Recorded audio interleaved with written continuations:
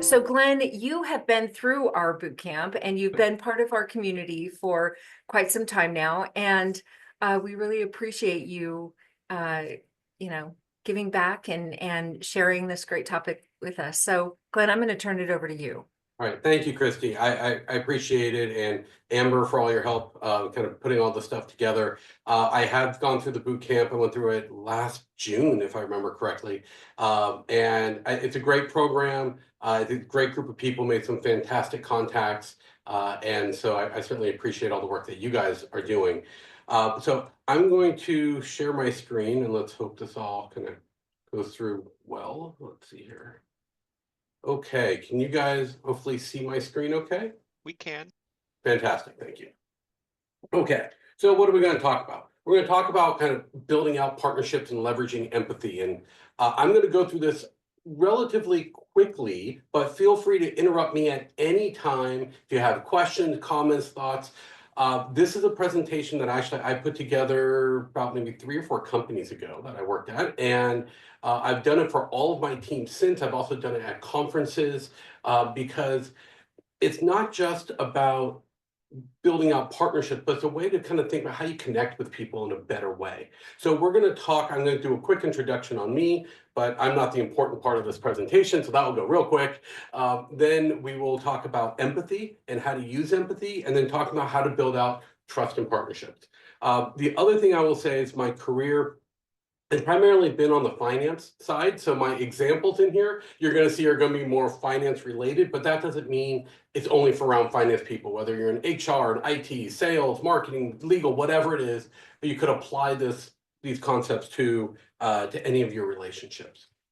So here's a little thing about me. I've worked in public companies, private companies. I spent more than 25 years in financial planning analysis or corporate strategy. I started my career actually doing commercial lending. I have my MBA and my bachelor's. And then I've also been on several podcasts. I've spoken at a lot of conferences, webinars. I sit on the board of directors of a nonprofit preschool for underprivileged children based in Redwood City. I did a little teaching at San Francisco State and UCLA, and I've also written a novel. So kind of that's sort of me in a nutshell. And if you haven't noticed also from my background, I'm also a big baseball fan, but that's a whole different thing. Okay, so let's start with just defining what empathy really is. And I have up on the screen here what the Webster's definition of empathy. But really, it's about putting yourself in someone else's spot. And there's sometimes confusion between sympathy and empathy. Sympathy is like, oh, I feel bad your iguana died. Okay, you could feel bad that somebody's iguana died. But empathy is really trying to put yourself in their situation, saying, wow, if I had an iguana and it died, how would I feel? And really trying to understand that person's feelings, even though they're not your feelings. And so empathy kind of takes it to a different level. It's not just saying, I feel bad for you, but it's about understanding those feelings and where they come from. So why is it important? Well, when you're talking with somebody, think about how much more you could connect with someone if you could see the world through their eyes and their perspectives. Oftentimes, when we think about things, we put our own prejudices and our own judgments in those places. But if you could remove them and really say, wow, if I was this person, how would I be feeling? What are they going through? And that's really what empathy is all about.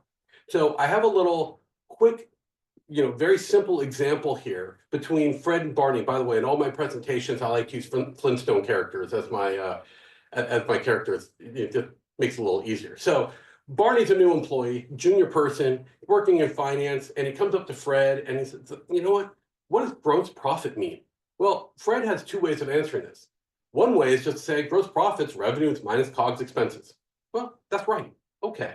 But Fred could go over and recognize that Barney's new, and maybe Barney needs a little more context. So Fred can also say, gross profit is revenues minus COGS expenses. Net revenues are sales we made less returns and allowances, then backing out the costs required to make and sell those goods that were sold. COGS is generally looked at as variable cost. So gross profit shows how much money is left over after direct costs to cover other corporate and non-direct expenses. Now, That probably took about an extra 10 to 15 seconds for Fred to say. But if you're Barney, which one do you appreciate a little bit more, right? How do you feel about Fred if he gave you option one versus option two? Because option one, you're kind of like, oh, you know what? It kind of felt like I bothered Fred. Maybe I shouldn't ask him things. And option two, you're like, wow, you know what? I really appreciate that. Fred seems like someone I could go to who could help me out. And there's a whole different dynamic in the relationship. So even though it might take a little bit more effort, the impact is significantly greater. Okay, so think about when you interact with your friends and family. You probably are using empathy because you care about them. You care about their future and you think about how can I help them? But do you do that with the people that you work with on a regular basis? Are you always thinking about how I can help them? Or are you just thinking about, you know what, I'm just answering their question? And most people will say, yes, they use empathy when they're talking to their friends and family, but no when they talk to their coworkers.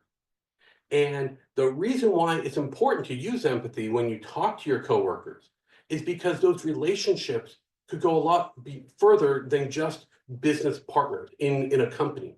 Because people can end up being mentors. They could be references for you when you change jobs.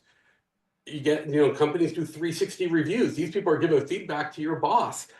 And on top of that, you could end up becoming friends. I am friends with a lot of people that I was business partners with earlier in my career. So you never know where these relationships go. So the more you put into them, the more you can actually get out of them. Okay. So one of the things that we do oftentimes is we write up commentary or analysis. And we can use empathy in that as well. And so usually when you're writing up your commentary analysis, why are you doing it? So I got to list out a couple things. You can explain what's happened. You're trying to tell a story, or you're trying to provide some additional information, or, well, all the above. The thing is, when you go over and you write something or you say something, that's only half of communication. The other half is the other person who has to listen or read it. And so you may say something that you think is the most profound thing in the world. If they don't understand it, it's still not good communication. So here's my example, and I'm going to butcher this. And I apologize if anybody's actually fluent in Swahili, but this is Swahili. So kutumia, huruma, huangeza, ushirika. I'm guessing nobody here knows what. And by the way, does anybody speak Swahili? If so, feel free to speak up. You can tell me if I got the translation right. But according to Google Translate, this actually means using empathy enhances partnerships. So the idea being is that you could say something absolutely brilliant, but the other person who is hearing or on the other side of the table from you, if they don't understand what you're saying in the way that you're saying it, you might as well just be speaking Swahili. So when you are going through and writing up your analysis or writing commentary or even speaking, some things to kind of think about. Are you fully explaining the situation? Are they going to understand it? Here's my favorite. Are you using acronyms?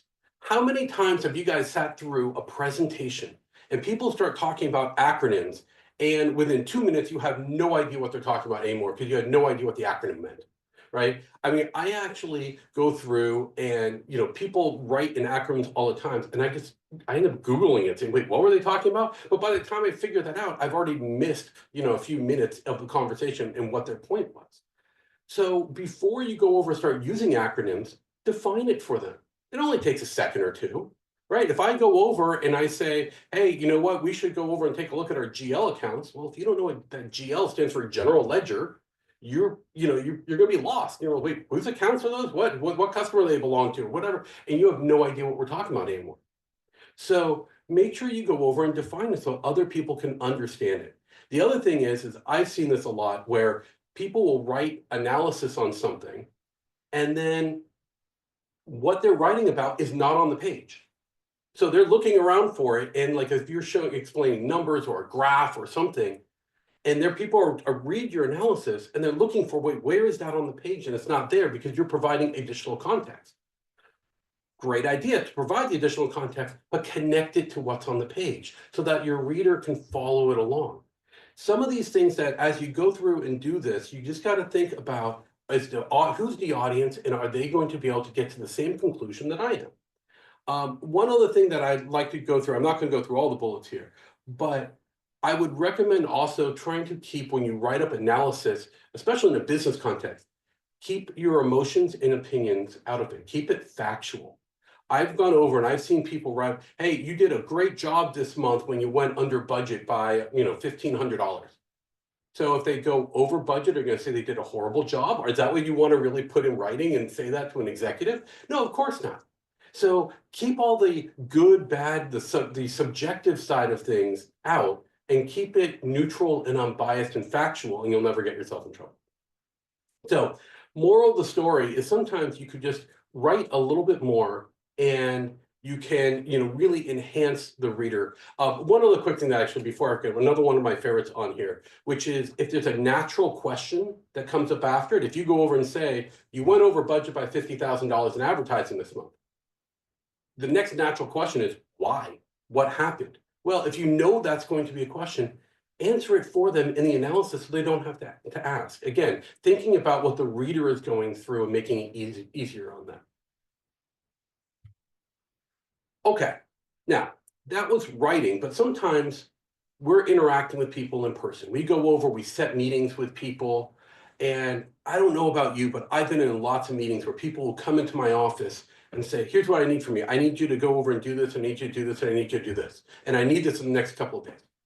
And you're like, wait a second, do I work for you? Wait, what happened? You're right? I mean, this is not someone who maybe is in my organization, but now all of a sudden they're putting demands on you.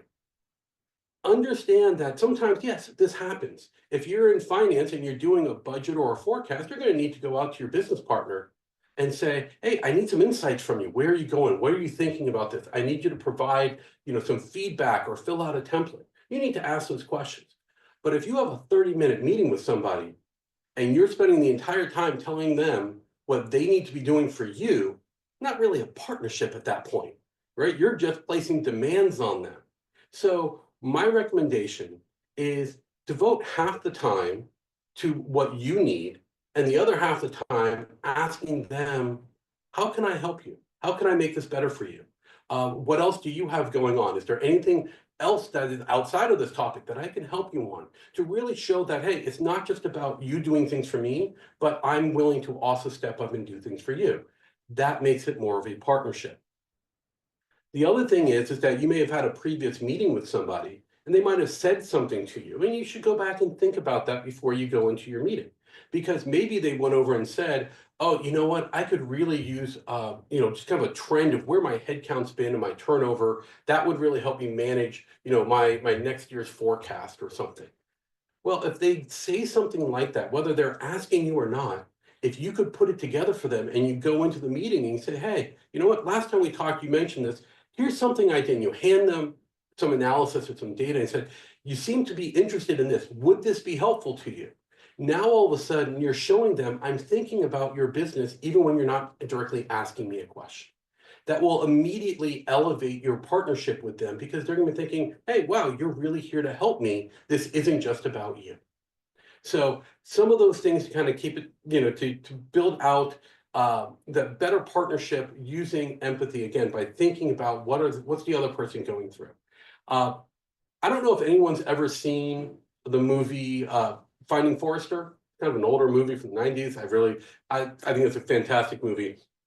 And one of the lines that Sean Connery says as his character William Forrester is, a key to a woman's heart is an unexpected gift at an unexpected time. You know what? It works with business partners too. If you go over and you're thinking about them and you say, hey, you know what? I was thinking about your business and I put this report together for you. Would this help you and manage your business a little better? Or does this provide additional insight? If you do that when they're not asking, I promise you, you're immediately going to go pretty high up on that trust ladder because they're going to be looking at you now as saying, wow, you're really trying to help me do what I need. And I'm not even asking you for it. That being proactive really goes over and helps people out. So sometimes if you want to build out that strong relationship with somebody, think about their business, do something without them asking, and it will carry significantly more weight. Okay, so we kind of talked about this. Partnering is really a two-way street, not a one-way street. And you could think about meetings that you've gone into where you've been gone over. Yeah, how many times have you been in a meeting? Someone comes to you and says, "Hey, you know what? I need you to do this, and I need you to do it immediately." At any point, are they saying, "What else do you have going on?" Right? Are you about to take vacation? Are you about to go walk into another meeting, or do you have another big project? So rather than doing that to other people, think about that two-way partnership. And you say, well, I need this from you. I'm going to need your insights. How can I help? Is there something I could do to make this easier? And then after you get whatever it is from that person, not only send them a thank you email, maybe even copy their boss and say how much you appreciate what they did. That takes about 5 seconds to put together. But I promise you, the next time you go to somebody and you ask them for whatever some additional work, they're going to be much more likely to help you out because you made them look good. If you go over and just you get their data from you and you completely ignore them, the next time you try and call them up or send them an email, you might get ignored. So really kind of think about how to make people feel more appreciated for the work that they're doing. Okay, now many people, and I've been in, when I've worked, especially in FP&A, you go over and you think about what business units am I supporting? But there's a big difference between partnership and support. If you want to just be a support person, okay, no problem with that. What you're going to be doing is you're going to be doing exactly what you're asked to do. You're going to do it exactly how you're being asked to do it. And the relationship's going to be more transactional. It's going to be, hey, when I ask you for something, you're going to go and deliver. But if you want to be a partner, you need to be proactive. You need to be vested in the other person's success. You need to kind of go that extra mile and look out for them and what they're, to try and make sure that they are being set up to succeed. And you need to be more collaborative. So think about that. The next time you're in an organization or you're in a role where maybe you're supposed to be supporting another business, ask yourself, do you want to be supporting them or do you want to be partnering with them? And there's a very different approach to that. Okay, so now you go through and you're thinking about all the stuff and you're leveraging empathy, but how do you go over and really get that trust? Well, it takes time. It doesn't happen overnight, right? If you meet somebody new, how much are you going to trust them? But if you get to know them and then you start working with them, you're going to start building up that trust. And so a couple things that you could do when either you're starting a new company, if you're in transition now and you're hopefully going to land a new role pretty soon, or if you maybe are just supporting a new organization and you got to build out trust with some of the people in that group. If you're physically going into an office, invite people out to lunch, coffee, get to know them more personally, because the more that they like you, the more they're going to open up and want to work with you. If you don't know them at all, how are you really going to go and help them? So really kind of engage and share stories.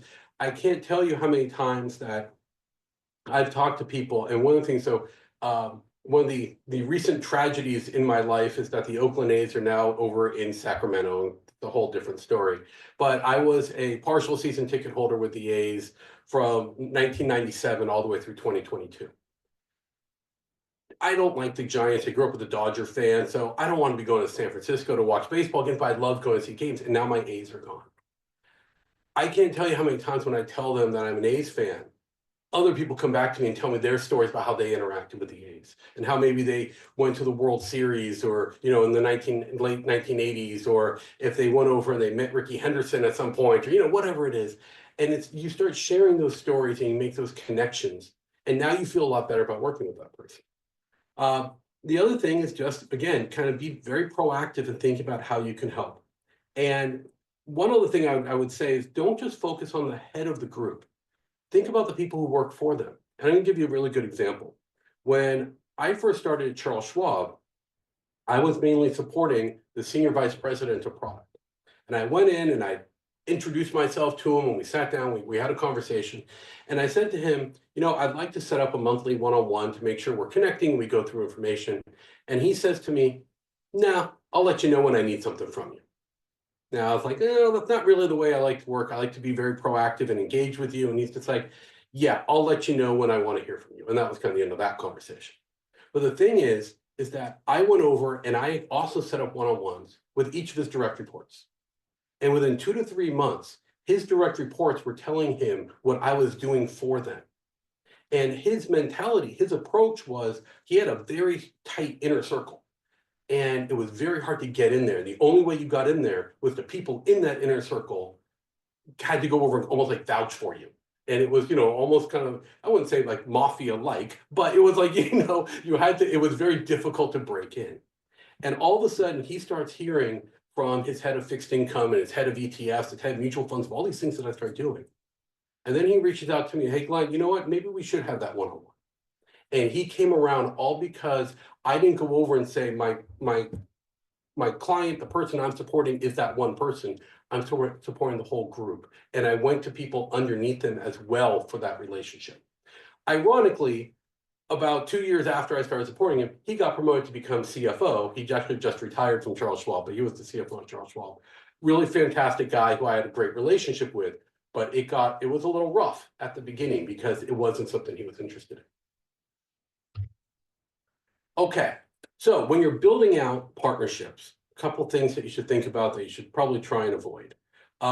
Don't take any relationship for granted. You might start off really well, but a relationship needs constant working. And so if you go over and then you don't speak to the person for like another year, how great is that relationship, right? We could think about people that maybe we worked with at a prior company and we haven't talked to them in 5 years. You might have had a great relationship 5 years ago. Is it still a great relationship? Probably not. So you always have to kind of work at that. So, maybe once a quarter or so, ask them to go out to coffee, catch up, those types of things. Don't put the other person in a tough spot to try and make yourself look better. Don't take their ideas and represent them as your own, those types of things. Go over and recognize that you're part of a team and you're working towards something together. Don't name drop. I actually did this without even knowing when I built out Charles Schwab's international strategy group, and I reported to the executive vice president of international, a woman named Lisa. And Lisa and I were talking on a daily basis. And she would ask me to go and get stuff done. And I would go to other people. And without knowing it, I was saying like, oh, Lisa and I were asking for this. Lisa wants this. And I started using her name just because I was interacting with her. And it came back to me and it was like, wait a second, you know what? You keep on going over and throwing your boss's name out there. I had no idea I was even doing it. So it is something that if you want to go over and build out better partnerships, is go over and work with people with who you are, not necessarily try and force them to do something because of maybe who you report to. You want to be genuine when you talk to people. One of my big things, and this is one of my big pet peeves, if you were to ask me, biggest pet peeve at work, don't blindside me. If you have information and you're gonna, you can share it with me, let me know. I walk into a meeting and somebody tells me about something going on with someone on my team and I don't know anything about it, I look horrible. I look like I don't know what's going on in my group. So make sure you're sharing information with people. Now, there are times that you can't. You can't go over and say, hey, by the way, we're going to be laying off Fred next week. You don't go over and share that information with Fred. That's not appropriate. But when you can inform people to make sure that they are well informed before they walk into a meeting, you never know who they're meeting with. Make sure that they are fully informed so they're not blindsided. Don't be a burden to your partner. And then also don't assume you know someone else's job responsibilities or their workload or their priorities, because just because you ask them to do something doesn't mean they should be dropping everything to go and get it done. Go and ask them, hey, you have some time to do this, or when do you think you could get this done? And if it doesn't work within your time frame, ask them if they could potentially reprioritize and say, you know what, I got a tight time frame on this. Is there a way we could work through this and you could provide this information within this time frame? So work with them. Don't just assume that they're going to do everything for you. Okay, so the highest level of partnership is kind of what is referred to as a thought partnership. If you've never heard the term, it's exactly as it thinks. Think about someone in your life, somebody who you trust. When you have an idea about something, you're going to go to that person and say, you know what, I'm not really ready to share this with anybody, but I want to get your thoughts. You think it's a good idea? Do you think it's not? What am I not thinking about? Those types of things, you have someone like that in your life. Everybody does. Maybe it's a spouse, it's your mom, it's your brother, it's your friend, whatever it is. Now imagine you had somebody like that at work. How cool is that? How cool is it to go over and to say, oh, I got this brilliant idea that I think could really generate a lot more revenue. Hold on, before I start going over and start telling the CFO about this, let me go run it by somebody, make sure I'm dotting all my I's and crossing my T's. And there's a certain value that comes out of that, because when you can be that person also for somebody else. I had when I was a digital realty, the senior vice president of sales called me up and said, you know what, I'm thinking about changing the comp plan to do this. And he's like, what do you think? And I said, well, if they change to do that, wouldn't now people start doing this other thing? And he just started, oh, he's like, oh crap. He's like, yeah, no, I don't want to do that. Okay. That added so much value to him. He appreciated that before he started looking around. Like, he didn't really recognize the implications of his own idea. So really going over being that thought partner with somebody is where you want to get in any kind of relationship, because that's the ultimate level of trust. And some of the things that I've actually heard on my own annual reviews, I've actually had someone say, I want Glenn at the table with me when I'm making decisions. How cool is that?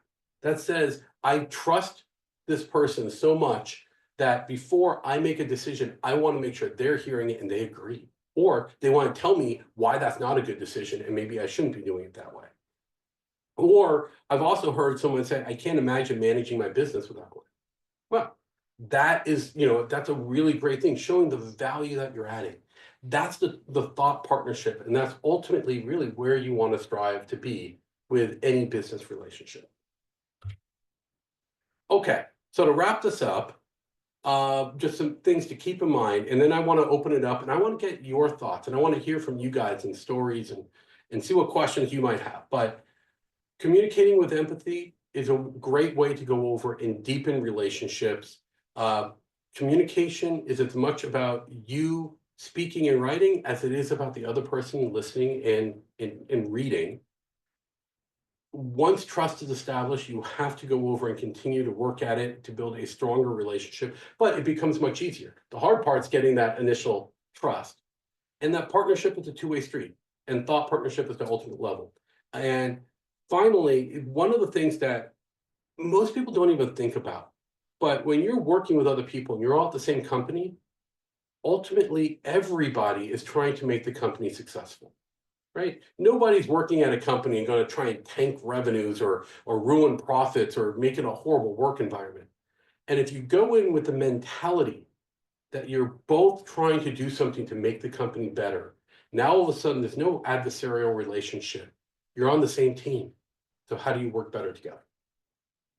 So there you go. That's my my presentation.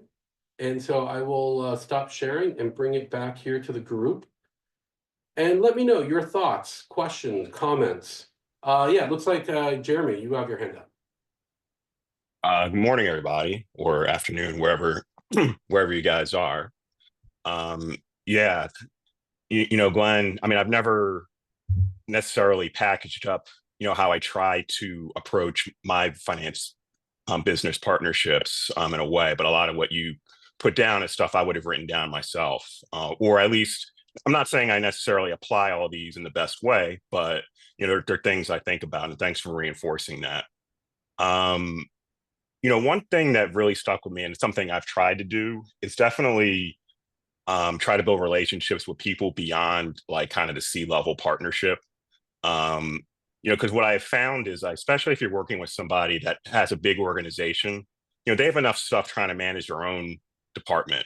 And oftentimes, like if you're working on something that's very data intensive, where you need like very granular data about how the department's operating, you really need to be bringing in like kind of like the middle managers or even analyst level people to help you with that. And then in the end, you know, the C-level person will hear about you eventually, because obviously they spend more time with those people than you do. Um, so I just wanted to, throw that out as something that, I've used in the past, and I'm definitely going to lean into that a little bit more. my next position. So thank you. Yeah, no, I appreciate that, Jeremy. In fact, I not only wholeheartedly agree, I'm going to take it one step further. Keep in mind, I mean, I could see just because in your name you put that you're FP&A, strategic finance person. Most of if FP&A doesn't create its own data except for forecasts. You get data from HR, from accounting, from IT, from analytics, from wherever. Those are usually lower level people who are providing you data for you to be successful.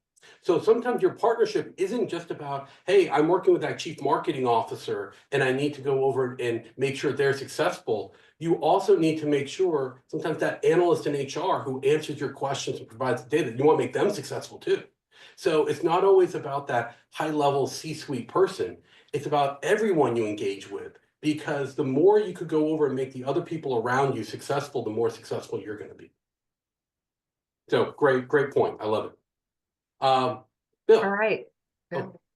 Yeah, Glenn, great presentation. You gave a great example of how to partner with a senior executive or superior. What are some suggestions you have for encouraging your subordinates and people that work with you or your coworkers or people who are at your level but not in your organization to understand the value of partnering and partnership? Great question, Bill. The best thing I could recommend is lead by example. To show that it's, one of the things that I always tell, if I'm going through an interview or I'm talking to people, they ask me about my leadership style. One of the things I say is my number one goal is that the members of my team are successful. And I tell my team, I need to go over and make sure everybody outside the group only sees success for them. So that means I got to make sure they're being set up for success. And so failure is a fantastic way to learn, but I want to keep that failure within the team. People want to try something out. You want to do a new report. It doesn't really work right, fine, whatever. That we keep that within the team. But I want them to go and show how successful everyone under me can be, or some of my peers, and help them be successful. I want to stay in the background. And because I know that if my team is successful, everyone's going to, people above me are going to say, well, Glenn, you manage this really great team. And I'm going to automatically get credit for some of that. So I don't want to step in front of them. I want to give them credit. And when you start giving other people credit and giving them the opportunities to go out and be successful, they're going to return the favor to you because they're going to really appreciate that. And so to me, the best way to encourage other people to do it is to lead by example. Wonderful. Great answer. Thanks. Thank you. Russ, I see you have your. Yes. Like what kind of got you into this? Are there certain programs or other things? I know I was a student years ago. I know this might sound a little archaic though. D. Edwards Deming, Six Sigma, which seemed to come out of the TQM, or those, or how might they fit here, if at all? So Russ, I apologize. My internet froze when you first started talking. Could you repeat that for me? Like what kind of things would you say were some of the things that inspired you in your, on your journey to this? I know I was a student years and years ago, more than 30 years ago, of D. Edwards Deming, TQM, and that which then went in. I know it may sound a little archaic. Went into Six Sigma leadership or other things of this. Where might this fit, if at all? The funny thing is that where I got to be at this point was failures in my own career. Yeah. It was the feedback I got from bosses, people I've worked for, people I've worked with. In fact, when I first started managing people, this was 25 years ago, I was a horrible manager. I went over and I was very good technically. And I would show my teams how to do something, like here's how I want you to build a model or update this or whatever. And then I would just assume, oh, well, if that takes me 3 hours to do, I'm going to give you 6. And that's the way I thought about it, and thinking, okay, well, you should be able to do that in half the time or twice the amount of time that it takes me. That was a horrible way of managing. It had nothing to do with what they wanted to do or skill set or listening to them or whatever. And my boss came back to me. He's like, your people like you very much as a person, but they hate working for you. And you got to go and fix this. And so I actually went over and I took a certificate program through Cornell University online. It was a 9-month program. It was 12 classes, 3 weeks each, and it was all about managerial supervisory skills. And it really kind of opened my eyes up. So, to me, it was all about how do you go over and get to the person you want to be. And one of the best ways to get there is you got to have other people in your life that maybe you work with, or coworkers, people, bosses, whatever, who will give you honest, direct feedback. And you got to ask for it. And you got to, don't be defensive. Listen to what they say, because their comments are, here's what I'm hearing about you, or here's what I feel. You try and defend it. Now it comes back as like you're not really listening. You're trying to say, no, I'm better than that. That's not really me. When they're saying, you know what, everyone around you is saying this is you. So you really just got to be listening with an open heart, open mind, and take it to heart and try and figure out, okay, how do I go from here and move forward? And as you go over and you continue that progression, every step you take, you get better and better and better, and you get to a point where people want to work for you and want to work with you. So that's kind of been sort of my journey. I hope that kind of answers your question. Thank you. Yes, it does. I appreciate that. It's so much about the journey, and that's what makes us, forms us. Yeah. Thank you, Russ, for your question. You're welcome. So who else has questions or comments? Glenn, I'm gonna step in, and great topic, and lots of good information. There's a lot of people on the call who are interviewing or in job search. How might they use these concepts in while they're networking or preparing for interviews? Yep, a fantastic question. In fact, I'm actually I left my last company about 10 months ago. I just got an offer last week. I'm going to be starting at a new company called Riveron. They're a financial consulting company, a week from Monday. So I have. Congratulations. Thank you. So I was, spending my last 10 months networking and interviewing, going through all of that. So really, one of the things is, before you go into an interview, look everybody up, look whoever you're interviewing up on LinkedIn. And one of the first things I do is, do I have a connection to this person in some way? Is there something I could do just maybe to start off the conversation to make that personal connection? And by the way, you can see behind me, I have a bunch of, you can't tell, but they are autographed baseballs from Hall of Famers. Probably 1 out of every 3 interviews I go on, when I'm, doing a virtual interview, somebody asks me about that. And then they tell me about their stories about baseball or autographs or whatever that they had growing up, whatever it is. And all of a sudden, we're spending the first 10 minutes of the interview talking about baseball, which is something not only that I'm passionate about, oftentimes they might be passionate about. And I'm making a personal connection that they're going to remember beyond my story about when I was successful or when I failed or whatever. I'm going to stand out. So my recommendation, using empathy to get to know people and really make that personal connection. Because if you get an interview, the resume says whether or not you're qualified. The interview is all about, do I want to work with you on a regular basis? How comfortable am I going to be working with you? And so the more personable you can be, the more personal connections you can make, the stronger your interview is going to be.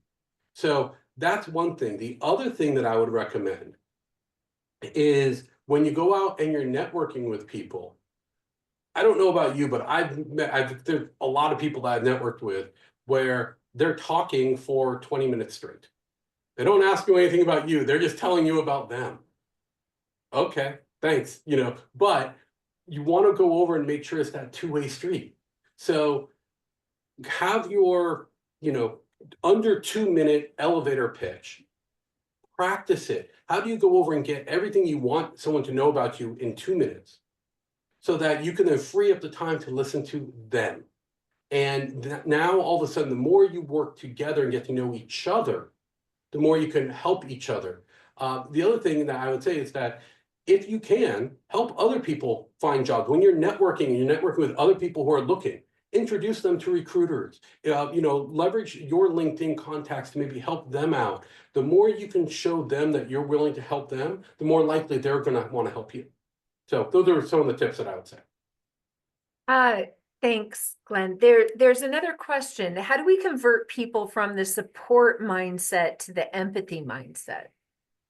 Great question. And if you are an analyst and you're kind of at a junior level, it's very difficult. You have to kind of make that change on your own because maybe your boss doesn't recognize that.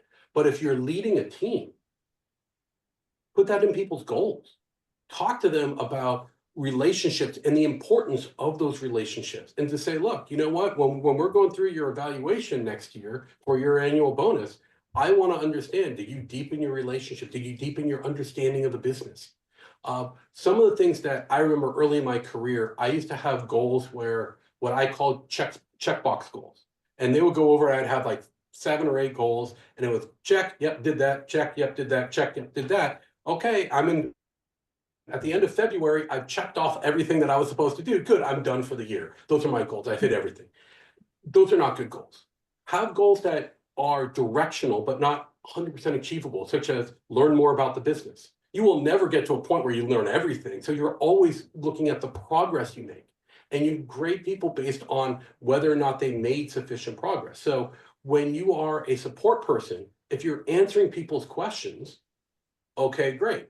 But when I go to that person and get feedback from you or do a 360 review, am I going to get, yep, this person provided me what I asked for when I needed it? Or do I hear, this person was a great business partner. They made me think about things and they helped me do things that I wasn't even aware I could be doing.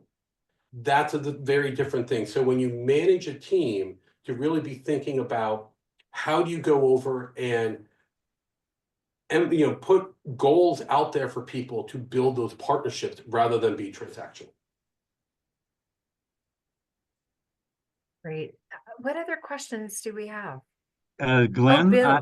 I put in the chat. I don't know whether you can see that or not, but I put in the chat the 8 pillars of trust that I'm certified by the Trust Age Leadership Institute, and I was wanting to get your thought on which of those 8 pillars you think is the most important in building partnerships. Well, the funny thing is I don't know if I could say that there's one, right? Because it's not one thing. Do you need to be, I'll start at the bottom, do you need to be consistent with people? Absolutely. But if you're only consistent with people, are you going to build out a good partnership? No, not necessarily.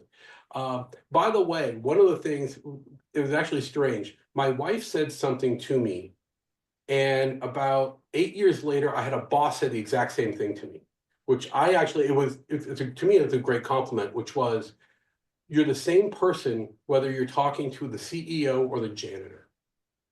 And, show the people, and I've worked with people who are great at managing up, and they're a nightmare to work with when they're at like peers or below. Don't be, you treat people with respect, treat people how you want to be treated. And I also like to say that no one has a monopoly on good ideas. So a good idea could come from anyone. So don't just shut people down because of their title.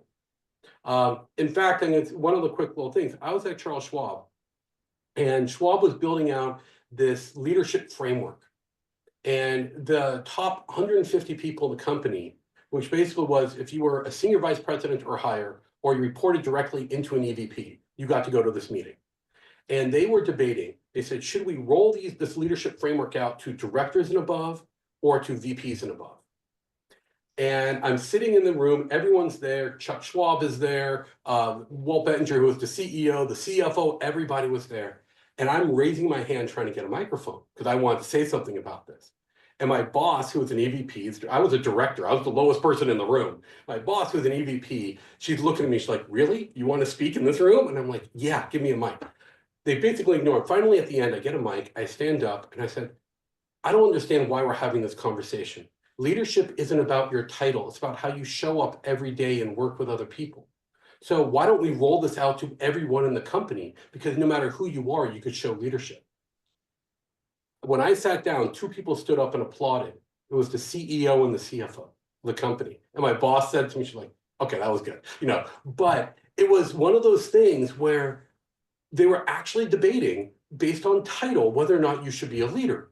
And I'm like, who cares what you're called? And so because of that, I think you could go over and you could build out trust, and you could use, it's a bunch of different characteristics. And it's all about just putting looking at people as people and saying, how do I go and help you be more successful? To me, so all 8 of those, you could kind of rank them all as number one if in a way. So sorry, Bill, I didn't Thanks. pick one, but Well, No, that's all right. Thanks, Ben. I have an opinion. No one's surprised, I'm sure, but I think it starts with compassion, because with compassion, everything can build on that. Hey, there's another question that someone sent to me. What can you do if you might have a broken relationship with your leadership team? For example, blindsided him or her during a meeting. so So how meaning, can you repair that? so the first thing is own it. Go over and be honest. Don't blame other people. Don't, if even if it was someone else on your team who made the mistake or whatever, you run the team. You get paid more. You get that higher title. Own it. Everything on your team is your responsibility. And you go up to the person and say, this was my fault, and I'm going to make sure I don't do this again. One of the things, and I get a laugh out of my bosses every single year I do this. When you go over, you're putting your goals together for the next year. I always go over and put in there, make sure my boss is never blindsided. I put that in there. My bosses are usually like, wait, what? I don't know how, what? That's a weird goal. And I told them, I said, look, if you walk into a meeting and I didn't prepare you properly, I failed. I need to be held accountable to that. Show them that you want to be held accountable. And that's how you start building that trust again. Everybody makes mistakes. I make a lot of mistakes, but I will own them and I won't go over and point fingers. The other thing, I'll give you a really good example. I was putting together a package for some external lenders at a company. And I had someone on my team go over and put in the historical financial data that we had to go over and provide. And they were linking it to a different spreadsheet. Now, when you go over and link something, it's something you just say, hey, look, I'm going to make this cell is going to equal that one. This cell is going to equal that one. You pull the data over. Well, the thing is, he did that for every single line in the spreadsheet, including the totals. What happened was he screwed up when he connected fixed assets on the balance sheet and he connected to the wrong line, but he linked the total. So when I was doing my review, I was looking, yep, all the totals line up, balance sheet balances, everything is good. I didn't go through all 45, 50 accounts on the balance sheet that we were showing. And it came back, the lender came back with a question, and it was an error. And the CFO, who I reported to, calls me up and he was like, what the hell are you guys doing? And I just immediately said, my fault, I reviewed it, we'll make sure this doesn't happen again.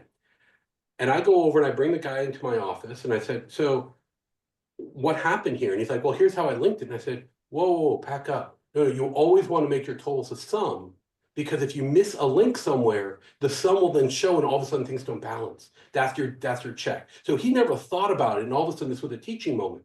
But I never blamed him. I didn't go and throw him under the bus. I took responsibility for it. But my employee, not only did he appreciate it, but he listened and never made that mistake again. So that, yeah, and Glenn, if it's somebody on your team, and I think this question is really referring to what if you did something, still gotta own it. Yeah. Yeah, and still own it, even if you're a subordinate and you've That's right. done something, just own it, even up here, just own it. And I think that works in all cases, right? Why would you trust somebody if you feel you were slighted by somebody and then they start pointing a finger at somebody else? Why would you feel like, yeah, you know what, that's going to help? Own everything. Exactly. Own everything. Just whether it's your fault or not, you raise your hand and say, you know what, I'm going to make sure this doesn't happen again. And so, Ray, you pointed out the book, you referred to the book, The Go-Giver, which is, as many people know, it's the foundation of our company, our boot camp, everything. And I think, Glenn, so many of the concepts in the book, it's really about helping other people be successful and also adding tremendous value. And adding more value than you take in payment is one of the 5 premises of it. But everything that you're speaking about is really about helping others be successful and building trust in the process. This has been a great reminder and a great conversation, and thank you so much. So if there's no other questions, we're gonna wrap it up here. And Amber, who's our next speaker coming up? Let me just Oh, Michael Cadell. He's going to be talking. What's his topic? see here. Joan just put it up here for us. And okay. I know what it So is. succession planning with Michael Cadell. Yes. That's So our February next 7th. topic, yep, our next topic is in 2 weeks. It's all about succession planning. And so Glenn, you have really helped our community, and great conversation. Thank you so much. And for everyone else, what we do as a company, this is our pay it forward approach, and our executives in transition bootcamp is our pay it forward approach. We get people in who are in transition, and we support them during their transition. And it's a way of us getting to know people, people getting to know us, so that we could hopefully support you with staffing needs and resources. So if you're interested in bootcamp, please reach out to Amber and or any of us. And we're happy to share, more about what it's, what we do in bootcamp. And for those of you who are already in our community, it's so great to see you. Thank you for continuing to support us and being in community with each other. We really appreciate that. And we hope to see you in the next couple weeks. And we're bringing on new topics all the time, and we're excited about what this year brings. We have some exciting stuff in store for you. So thank you all.